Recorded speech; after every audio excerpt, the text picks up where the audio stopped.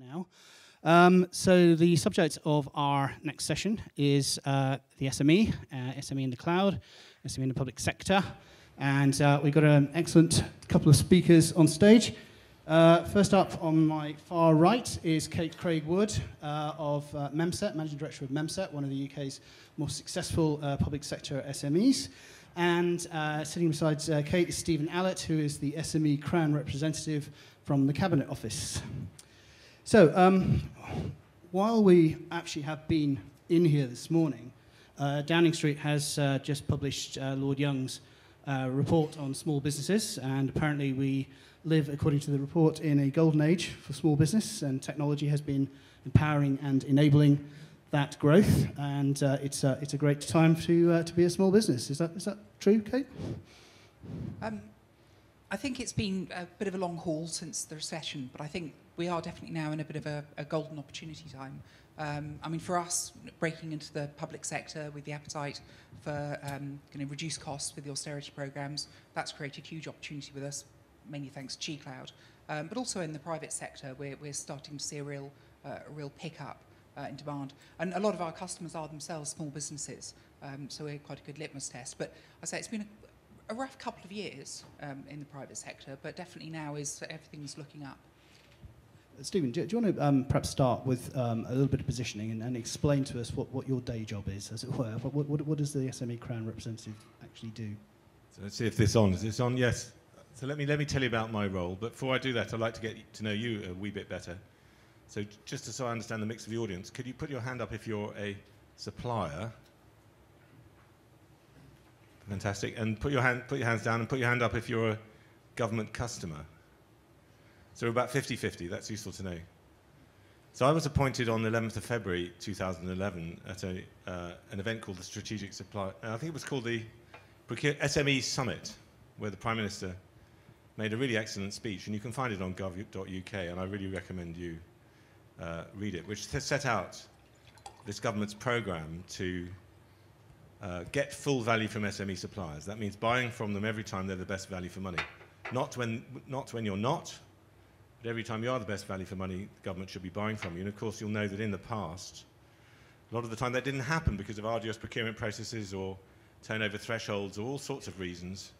And I think very often people have got so fed up with trying to sell to government that they didn't even try. So my role is to conduct strategic dialogue between the government and this supply base. So in one sense, I'm responsible for something like 11 billion of central government spend. The way I conduct strategic dialogue is largely digital these days. I also work through about a dozen trade associations, explaining what we're doing and then listening to your feedback. And then the other part of my role, I'm called the strong voice at the top table, and that was in the press release on my announcement. And I often wondered what exactly the substance of that was going to be as I trotted around in government for the last 4 years. Well, it's turned out to be becoming more and more important to be the strong voice at the top table because we're entering a period of pretty rapid change. So it's really those two things. And third, I guess, my role is to intervene in specific procurements, to redesign them or make them happen so that we can take advantage of the value for money that SMEs offer. So that's my role. Okay. Well, at the Sprint conference last week in London, which was celebrating the successes of the Digital by Default and the GDS programs and so on, Francis Maud, the Minister of the Cabinet Office, spoke about G-Cloud, he spoke about SMEs, and he made the point, which has been made, I think, this morning as well, that something around about 87% of suppliers on the G-Cloud framework are SMEs, that G-Cloud is directly responsible for the creation of 356 SME jobs, all of which sounds great. If we look at it from a glass half empty, over half the sales on G-Cloud have actually been made by large enterprises, not by SMEs, and of those, that 87% of suppliers on G-Cloud, there's only a handful that have ever actually sold anything. How easy is it? You have made a success of the G-Cloud, Kate, and there are other companies like Huddle that have done extremely well out of it. There's an awful lot of SMEs who haven't. Why is that? Is it just recognition? Is it lack of marketing? I think there's a number of factors. On the one hand, I think many of the SMEs that have come in are under the specialist consultancy services, and I think that's not really cloud. And it's very hard to differentiate yourself because you're basically selling consultancy or people's time. And I think that's one challenge. There's surprisingly few, there's a few notable examples, but there's surprisingly few small suppliers operating in the infrastructure platform and software lots. I think that's one of the reasons why we've done quite well. The other thing is I think a lot of small businesses have been unable or unwilling to go through these security accreditations. And that's really, really important. I mean, even if it's just getting ISO 27001 so that you can get up to into the official space a bit more. I mean, it's kind of all official now, but steps like that can be quite challenging for a small business, particularly now with the new ISO 27001 standard. The PGA accreditation process, which is, as you may know, now defunct, it was very time-consuming, very laborious. It took an awful lot of time to get stuff back from the PGA and CSG. I think there were only 6 of them anyway.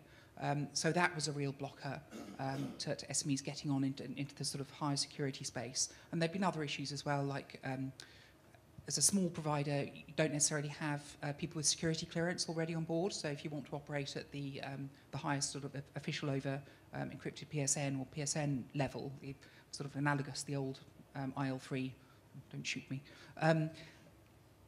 The only way that we can get security clearance was by going through G-Cloud, and that process just didn't work at all. We got a handful through, whereas now we're back to having to get sponsored by a government department, and to get sponsored, it's a chicken and egg problem. You have to first have a relationship with them. Right. So some of the blockers that G-Cloud was intended to remove, unfortunately, have crumbled a bit. And some of the ways that it enabled SMEs to get in, I think we were quite lucky because we got in very early. We're able to differentiate ourselves a bit, get a few of those accreditations. And also we're in a space where there aren't that many infrastructure or platform providers.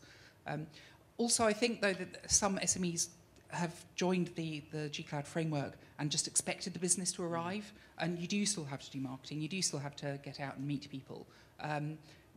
In an ideal world, you wouldn't have to. It'd just be buy from the catalogue. But with however many thousand suppliers there are, you do still need to spend a bit of money to acquire the business. Yeah. So, Stephen, there are very specific targets for the percentage and the amount of SMEs that the government wants to engage with.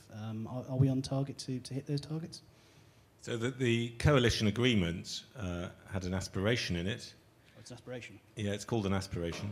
And you can Google it, it's still up there, which was that 25% by value of central government spending should end up with SMEs, whether directly or through the supply chain.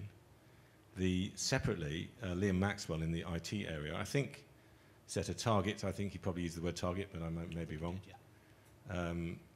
Of new business, I think 50% going to SMEs. So I think it's amazing that through the G-Cloud, where the run rate's nearly $500 million a year, 450 million or something if you do the last quarter by 4, currently 48% is going to SMEs, which I think is fantastic. It shows that on a truly level playing field, which I think has never existed before in central government procurement, but on a truly level playing field, when the customers can choose the best value for money supplier with pretty much no interference, I think it's fantastic to see SMEs winning 48%. It had been a much higher, but I think it took a while for some of the bigger suppliers to wake up to what was going on. So the SME percentage had been up in the sort of 50 and 60. I'm going to work pretty hard to get it back over the 50 by finding out where the opportunities are for them to sell more. So I think that's a fantastic result for the G-Cloud to deliver that kind of open access. I'm kind of sort of often hear this, there's lots of suppliers on there who don't get business. Well, that's true in the rest of the world. I think the last time I looked, I counted up 673 suppliers on GovSpend who got business on the G-Cloud.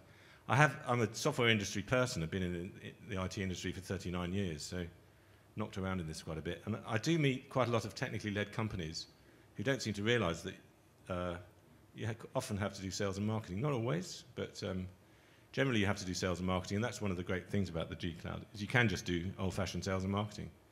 And so I often end up advising suppliers on the G-Cloud how to go about winning their first customer and building up their customer base and that sort of thing. So I don't think, you can just think of it, G-Cloud, a bit like the Yellow Pages. There's millions and millions of people in the Yellow Pages. They don't all get business, do they? So, but at least it gets people a chance. Absolutely. And Kate, there's something I wanted to run past you, which I'm sure it's a comment that you're probably familiar with from Alistair Mitchell at Huddle. And Alistair's gone on the record a few times as saying how disappointed they are about the number of big brands, bigger companies that are now appearing on the G-Cloud framework, and that it has a negative impact on UK SMBs and SMEs in the process. But as Stephen said, it's an open marketplace. There's nothing much you can do about that. Is there really? You've got to compete with the big boys and girls as well. I'd actually really strongly disagree with that. In order for G-Cloud to function, it has to be a healthy ecosystem of both suppliers and buyers and customers. You're quite right. As with the normal marketplace, we have to compete with Amazon Web Services, for example, in the hosting and cloud computing space. And to actually, for G-Cloud to succeed, it needs to be embraced by everybody. Yes, it means there's increased competition, but it's generally for the health of the ecosystem, because then it's more likely that more business will flow through G-Cloud, it will become more of a success, and as the gateway for business into public sector, for small businesses, that will make it easier, because it'll encourage adoption. So yeah, I have to disagree with that a little bit.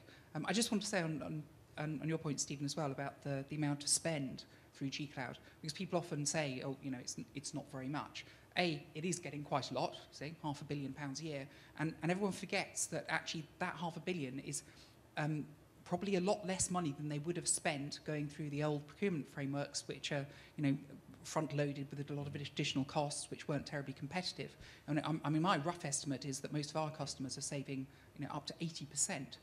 So you can potentially multiply that figure a few times as well. Yeah, no, I completely agree, actually. 50% savings on G-Cloud are typical, 80% doesn't surprise me.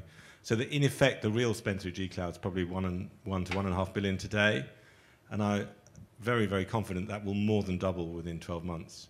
So I think the G-Cloud digital marketplace is probably now the UK's most exciting internet startup. Think of it, it's only been going for 2.5 years.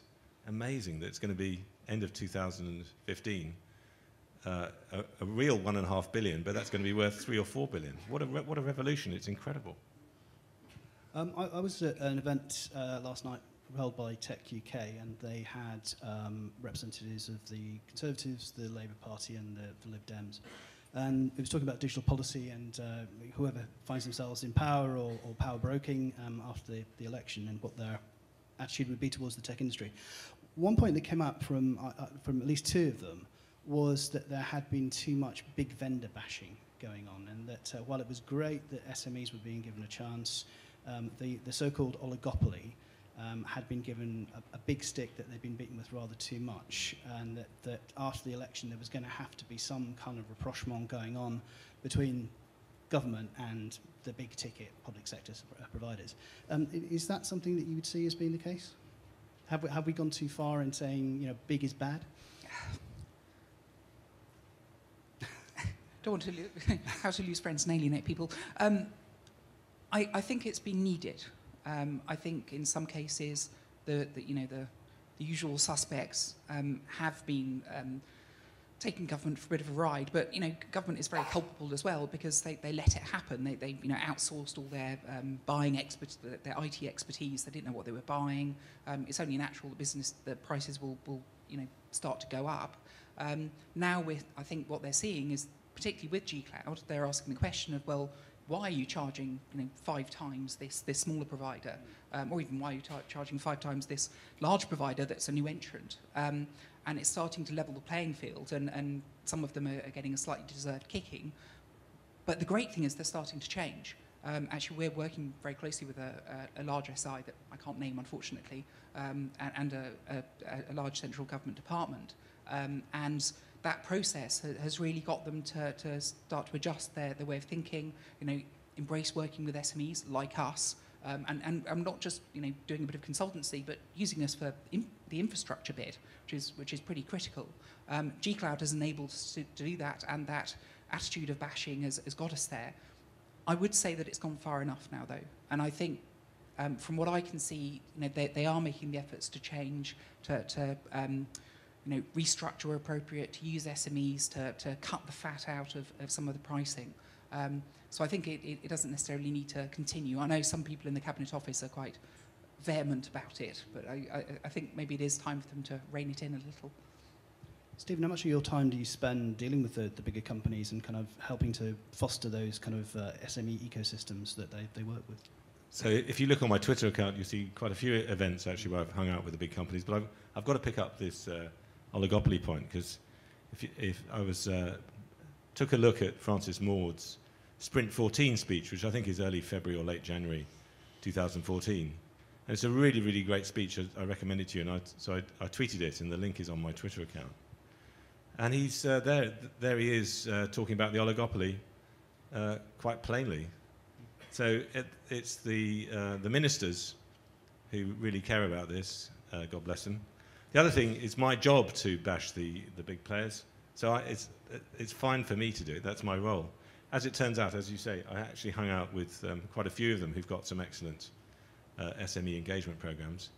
And I think from the government point of view, the government wants to get all the innovation and value for money you can get from smaller suppliers, whether direct or indirect. They frankly don't care which channel it comes in. And I think several of the big suppliers that I've done events with, and you can see them on my Twitter account, have woken up to smell the coffee and realised what government wants to do is buy the right new stuff, not the old stuff cheaper. And think the difference between I had Windows XP on my laptop until 6 weeks ago. Think of that.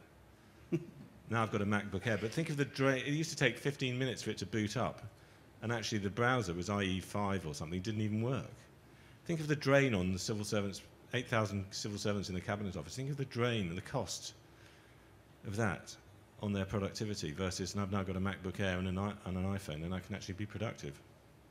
Okay, well, just before we open up to a couple of questions from the floor, Kate, the first sessions this morning were talking about the digital services framework and G-Cloud's role within that.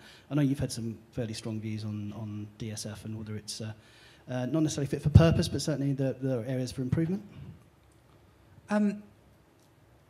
Yeah, potentially. I've always been a strong advocate that G-Cloud is the model to follow, and if it's not broken, don't try to fix it. And I think, it's a bit like with the some of the European cloud work. We're trying to take that model in. It's a great platform to build from, and I think there's a little bit too much, too many other people trying to fiddle around the edges and with unnecessary work in many cases. Right. Any other questions from the floor? I should just leave you through a mic, shouldn't I, really? Who's going first? Yeah, it's a really quick one. I asked Sarah Hurrell and Tony Singleton this earlier, so I thought I'd ask you. Is there anything in particular about G-Cloud that you think makes it inappropriate for selling agile development services? Is that for me? Do you want to go first? If you like. I wouldn't say so, no. In theory, it should be possible to sell development services, and particularly agile ones, through the specialist consultancy services lot. The key thing I would advocate is trying to, again, get the security approach right. And unfortunately, now you can't get the security accreditations anymore from the PGA, but the new scheme, which will operate as a self-certification scheme, it's a bit sketchy on the details. We're in a bit of a void at the moment. But it will probably follow the same principles. And you've got the questionnaire with G-Cloud gives you some of the ideas. If you want to operate at a really high level, you're going to have to get security clearance somehow for your developers. Otherwise, it should be standard business practices for how you access the infrastructure to deploy and maintain the code you've written. I would suggest that the best way to be doing that would be to be partnering with other organisations in many cases. So you can supply a complete package. There are government departments, though, that are quite happy to integrate, some software you've developed with, their own hosting provider or whatever to deploy it and maybe get you to manage it. So no, I wouldn't say G-Cloud should get in the way. It should be an opportunity. So I love that question. In fact, I love all the questions, but and was taught you should never grade questions, but I particularly love that one. So I'm going to give it an incredibly precise and slightly legalistic answer to that one, because one of the other things I did in my career, apart from being in the computer industry for 39 years. I'm a barrister, commercial barrister, grazing and practiced in large-scale commercial disputes, so I like legalistic things. So I think the question is there any obstacle to selling agile development services on specifically, I think, Lot 4 of the G Cloud? So the sort of the very technical answer is the G Cloud is a framework which is, applies to certain services. And I think those are governed in something called the NIST definition, something like that, the NIST definition. The digital marketplace is the front end for that framework, so that's like the online catalogue for it. So there's absolutely no reason why we shouldn't have a Agile Dev lot or Agile Dev framework that operates just like Lot 4 on the G Cloud used to operate. No reason at all, and I think it would be brilliant, actually. Specifically, if you bear in mind that on Lot 4, 80% of what's being sold is actually people in one form or another. So I think the neat way to handle this is we should just have a new Agile Dev framework. We could call it Lot 5 of the G Cloud and have it not subject to the same NIST rules. We could call it anything like it. We could call it bubblegum if we wanted, whatever. But anyway, we should have another one, and that would clear up all this concern that's been going around about whether stuff should be under the G Cloud or not, which has sort of been a fun debate to have because the G Cloud's been so successful. Everyone wants to buy through it and sell through it. So what a great problem to have. What that meant, of course, and if you've not been aware of the background going on here, what it meant is people who sold and bought through other channels and had an interest in the success of those other channels, including a financial interest, made it their business to try and stop people buying and selling these sorts of services through the G Cloud. It's as simple as that. So I think to tidy this up once and for all and avoid the sort of legalistic definitions of what's NIST and what's not NIST, we should just clear it up and have an agile development framework that operates exactly as the other G Cloud lots do, and then we'll all be done with it. I see a few nodding heads. Hi, so really I just wanted to make a statement around the oligopoly. As an SME, you'd be surprised to hear that I actually don't care whether the bashing continues or not, but I guess you'd expect me to say that. What I would like to see, though, and what I'd like to ensure, is that we have a level playing field. Because outside of G Cloud, far too often we still don't see a level playing field. Now, whether that's a CCS issue, and maybe we should lump CCS into the same group as the oligopoly, because then the bashing can continue, and it can continue for as long as it takes for us to have a level playing field across government to compete, because we can offer value and great services. Okay, well, I think that's a bit of a question around here. One last one.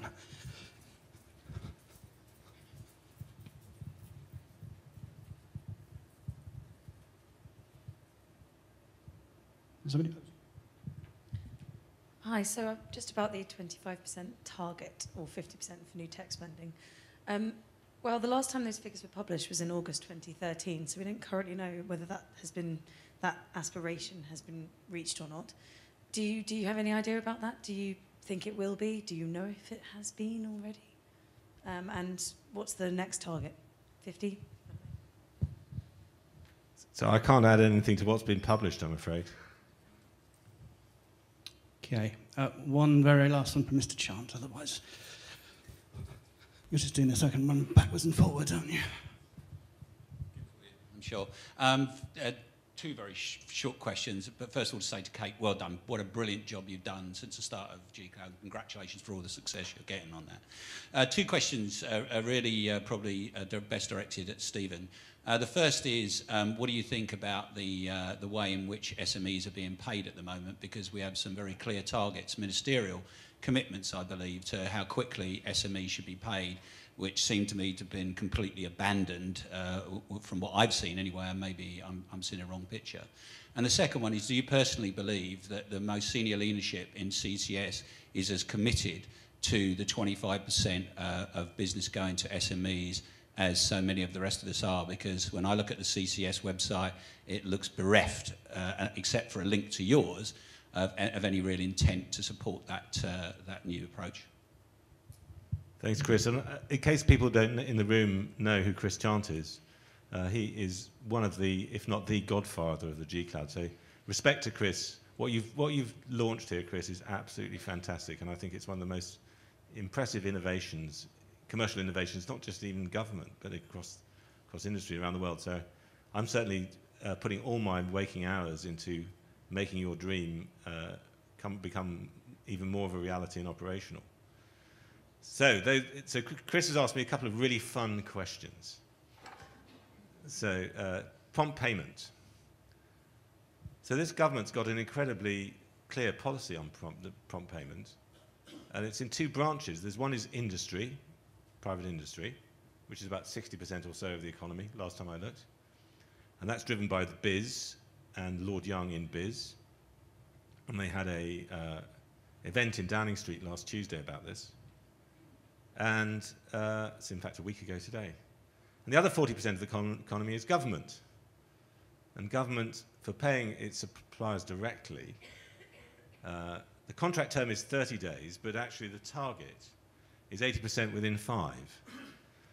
And for those of you who want to study what's happened, you need to go and look at the National Audit Office report that came out. When did it come out? In sort of about a month ago in January. Who's seen that or heard of it? Put your hand up. Virtually no one. Isn't that extraordinary? Virtually no one. Well, I'll paraphrase in 2 sentences what the National Audit Office said. So the headlines are, and you should look at this for yourself, headlines are that 15 out of 17 central government departments reported compliance with the 80% within 5 days. But when the National Audit Office actually looked into the figures, what they discovered was a very different story, and that of the 4 they looked at closely, the Cabinet Office met the target less than 1% of the time, and seeing as it was responsible for implementing this not only in its own organisation but across the whole of central government,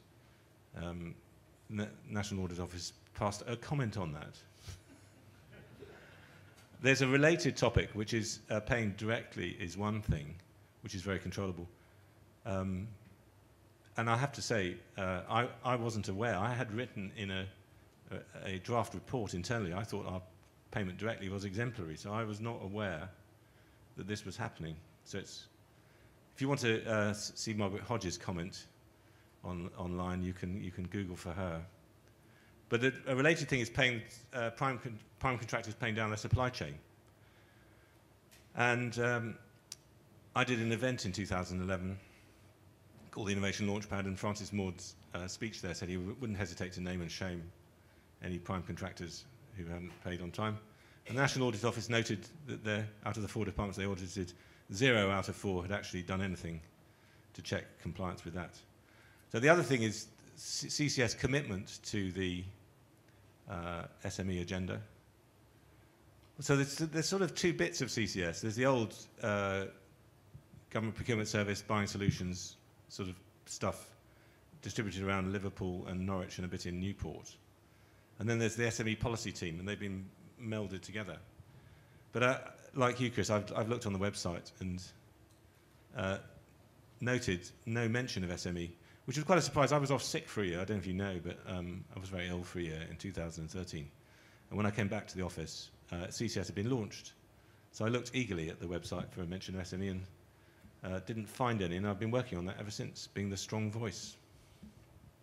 Okay, well, I think that's unfortunately where we have to leave it. Thank you very much indeed to Kate and to Stephen. Thank you.